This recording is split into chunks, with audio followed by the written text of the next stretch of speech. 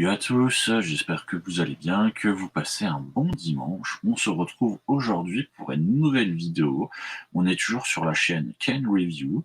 Je vous invite toujours à liker, commenter, partager, vous abonner, rejoindre le Discord. N'hésitez pas à donner des suggestions, des idées si vous en avez. Et aujourd'hui, on va parler de Ray.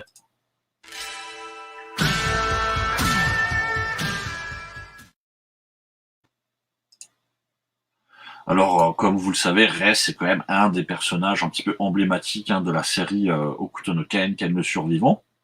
Alors déjà, vous voyez en bas à gauche, il y a marqué l'histoire de Rey. Il faut savoir que Rey, vous pouvez l'écrire R-E-I ou R-A-Y, ça dépend du pays où vous l'écrivez, mais ça passe. Alors Rey, en français, il est doublé par Daniel Russo, et c'est un des généraux, enfin, ou en tout cas un des grands maîtres du Nanto.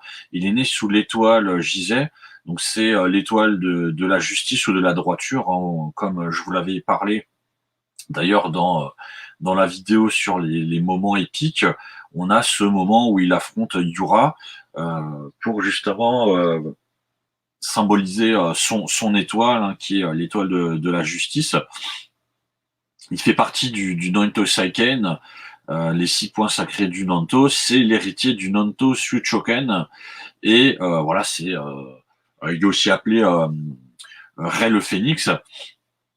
Et Rey, en fait, il nous est introduit dans la série Ken le Survivant Hokuto no Ken, car tout simplement, il est à la recherche de sa sœur Ailey. Alors Ailey, c'est A-I-L-I, et c'est sa sœur qui a été enlevée le jour de son mariage par un homme assez mystérieux, dont la plus grande chose qu'on pourrait dire de lui à ce moment-là, c'est qu'il avait 7 cicatrices sur le torse. Donc, l'homme aux 7 cicatrices, évidemment, vous savez que ça fait référence à Kenshiro directement. Et donc, pour pouvoir retrouver sa sœur, Rey va partir en chasse de cet homme aux 7 cicatrices. Et la première fois donc que lui et Ken se rencontrent, c'est tout simplement au village de Mamiya, au moment où Rey est allié avec donc les ennemis qui attaquaient le village de Mamiya, donc qui sont les Kiba, et Rey décide tout simplement de les trahir pour pouvoir s'allier avec Kenshiro, s'allier avec Mamiya, et il décide tout simplement d'aller massacrer les Kiba, et puisque les Kiba, et qui sont gouvernés, ou en tout cas le chef des Kiba s'appelle Kiba Dayo, et on découvre que c'est lui qui a enlevé Mamiya. Mamiya, je vous rappelle, qui est la femme dont Rey va tomber amoureux.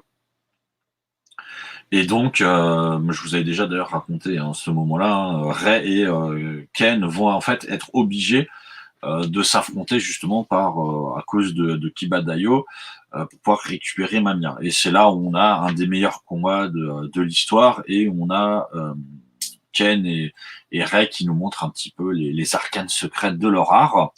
Et c'est aussi à ce moment-là où Rey, qui à ce moment-là a une dette envers Kenshiro, se sent déjà en confiance avec lui, et c'est à ce moment-là que Kenshiro lui montre aussi un petit peu ses 7 cicatrices en lui disant regarde, je suis l'homme aux 7 cicatrices. Et ayant vu que Kenshiro était quand même un homme bon et juste, se met à douter et pense que ce n'est pas effectivement cet homme-là qu'il doit rechercher. Mais ils réussiront à retrouver justement la sœur de Rey, qui avait été capturée par Jaggi. Donc là encore une fois, je vous avais déjà raconté ce moment. Et on a la mort de Jaggi, Rey qui retrouve sa sœur, et c'est vrai que les dettes envers Kenshiro commencent à augmenter, et Rey décide avec Mamiya de partir pour aider Kenshiro et aller libérer Toki, donc Toki qui est le frère de Kenshiro.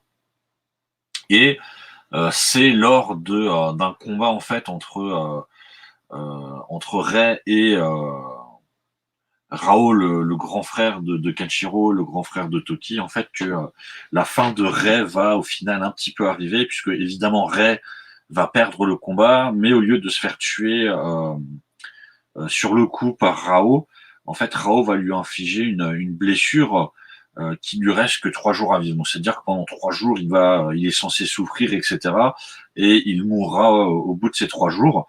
Malheureusement, voilà, malgré l'aide de Kenshiro, malgré l'aide de Toki et autres, en fait, il est impossible d'arrêter le processus.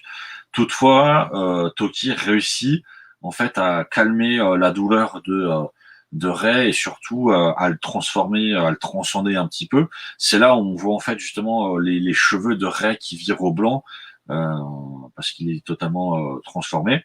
Et c'est là aussi en fait on va arriver sur la fin de Rei dans l'histoire puisque comme je vous l'ai déjà expliqué, hein, il y a le combat entre Rei et Yuda, puisque Yuda, en fait, on découvre que Mamiya était une des servantes, disciples, etc. de Yuda. Yuda aussi qui est l'un des 6 maîtres du Nanto et justement qui utilisait des femmes comme espionnes, comme assassins, etc.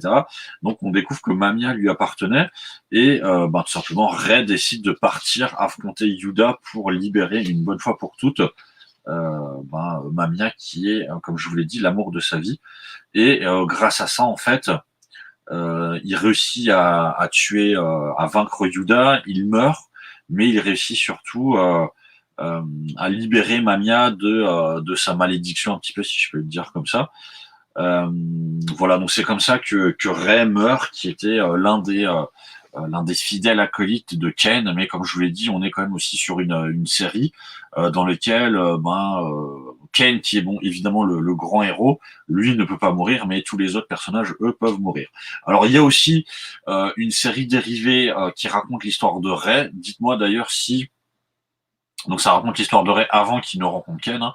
Et dites-moi d'ailleurs si jamais ça vous intéresse qu'on fasse une vidéo là-dessus et qu'on rentre vraiment plus dans le détail peut-être du pré-Rei. En tout cas, moi je vous remercie de nous avoir suivis. N'hésitez pas à liker, commenter, partager. N'hésitez pas à nous rejoindre sur le Discord, ça ferait très plaisir. Et on se retrouve la semaine prochaine. Ciao!